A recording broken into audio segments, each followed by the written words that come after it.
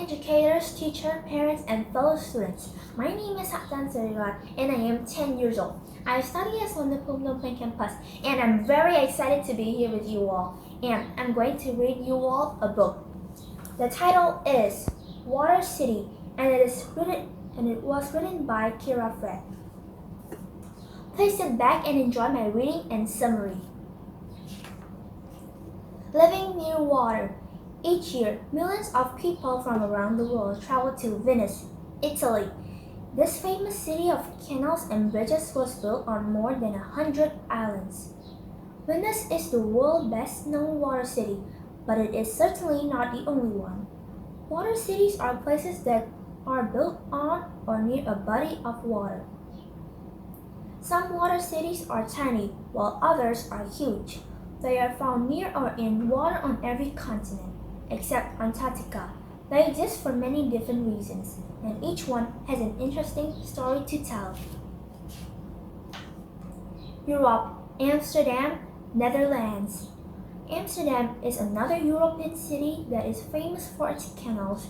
It is the capital and largest city in the Netherlands. About 1/3 of the Netherlands is below sea level, and 1/6 is built on reclaimed land that was once underwater. The city of Amsterdam is about 2 meters below sea level. The water was pumped out so people could build there. Pumping stations keep the land dry. Amsterdam was surrounded by a moat in the 1500s.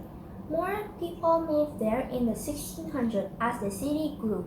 Workers drained swamps and built their new canals around the downtown area. Since that time, 161 other canals have been built. Amsterdam's canals total over 100 kilometers in length. They divided the city into almost 100 small islands joined by over 1,200 bridges.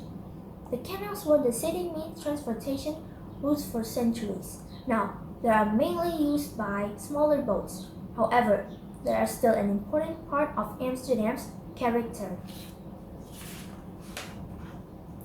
Asia, Singapore.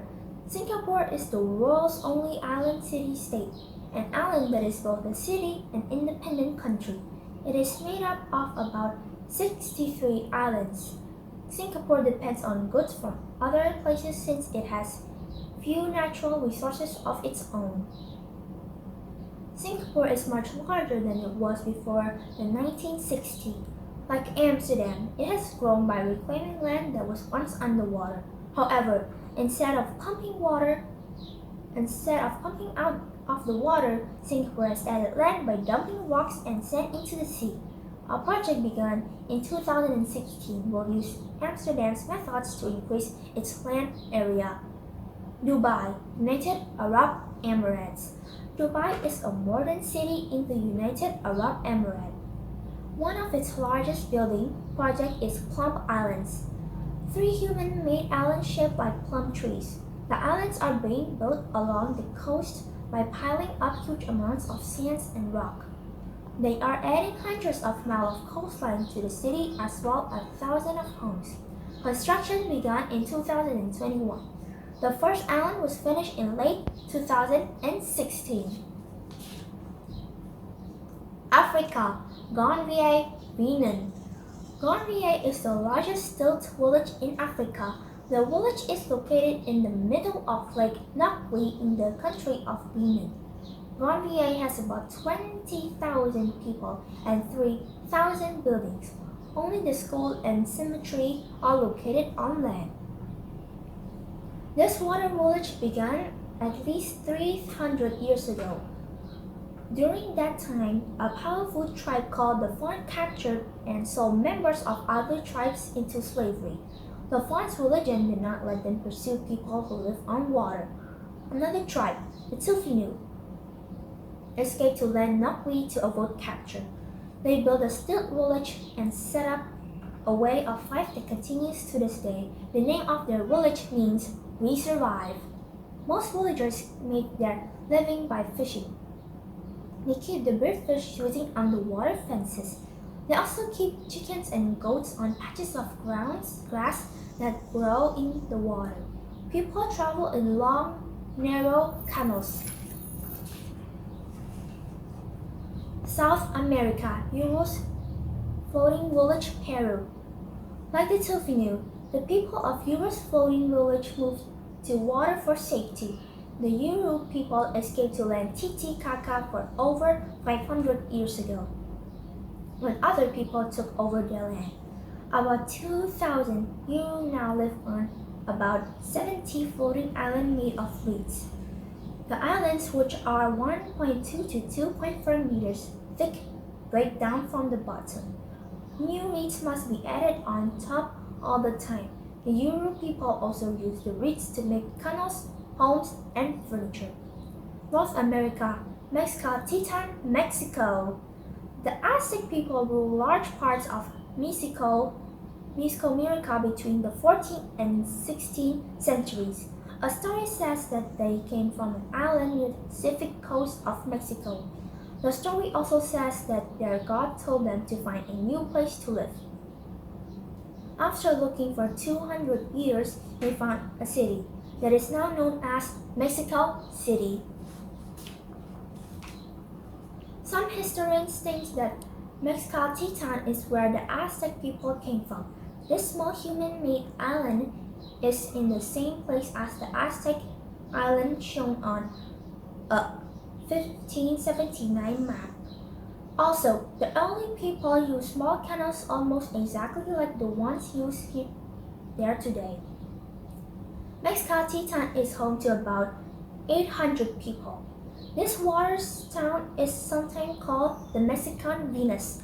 In summer, during the rainy season, boats are the only way to travel through the streets. Children play water soccer on the island on the water soccer field.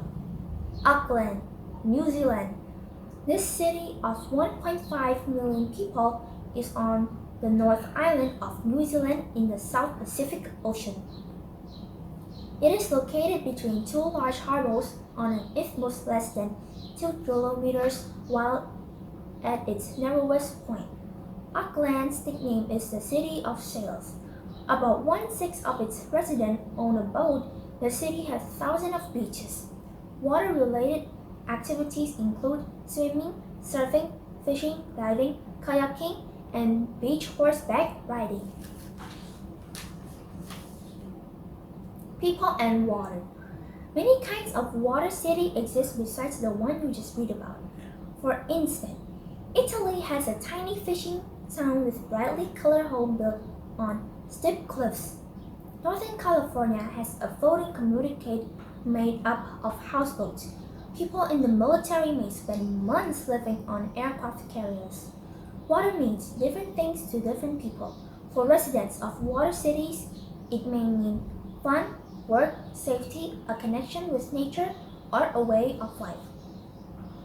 The world's water cities are proof that people can make a home for themselves just about anywhere. My opinion about water city after reading this article is that they are amazing place with great advantages. It would be an amazing experience to visit or live in one of these cities. I would not need to have a motorbike or a car to get to school or anywhere else. I would be able to use a boat instead, which would be fun. My favorite water city from this article is Dubai. I like it because it is cool and it is shaped like a plum tree. I hope I can visit there one day in the future. So, goodbye, educators, teachers, parents, and fellow students. Hope I will see you next time. Goodbye. សាលារៀនសុវណ្ណភូមិជាសាលាចំណេះទូទៅខ្មែរធំជាងគេនិងល្អជាងគេនៅកម្ពុជា